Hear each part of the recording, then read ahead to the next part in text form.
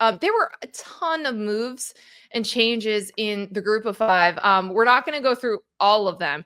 But I did want to see if there were a couple that jumped out to you, Joshua, as hires you really liked. We had a couple FCS hires or former FCS head coaches get FBS jobs.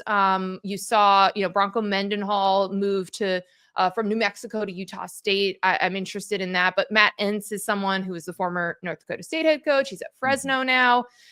Zach Kitley, he's been a rising star for a while, was a Texas Tech OC. He's now the head coach at FAU. Dan Mullen trades out his seat in the booth to become the head coach at UNLV. Anything that jump out to you out of the G5 hires? Yeah, I mean, there's a few of them. I would start with Dan Mullen and UNLV. Now that it's been elevated, I think he takes that job over with momentum. Yep. For all the folks that I have talked to about Dan Mullen, and obviously my orbit playing for Urban Meyer crosses over with his a ton. Super sharp guy, like very, very smart guy. The roster building and the recruiting and everything was just like not his thing.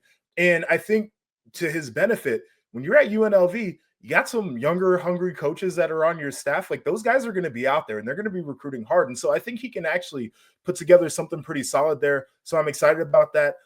Joe Harasimiak was actually one of my favorite coordinators in the Big Ten to watch. I always thought that he had put together really good defenses. So I'm excited to see what he could do at UMass, not a place that's traditionally known for having a ton of success, but I think he'd be able to stand up to the challenge there. So certainly excited about those two. And then finally, Matt Entz, again, Fresno State, a place where team coaches have been able to have success. Programs have been able to build there. And he is a guy who has built, and he's a guy who has had success. And so I think it's a really good fit for him.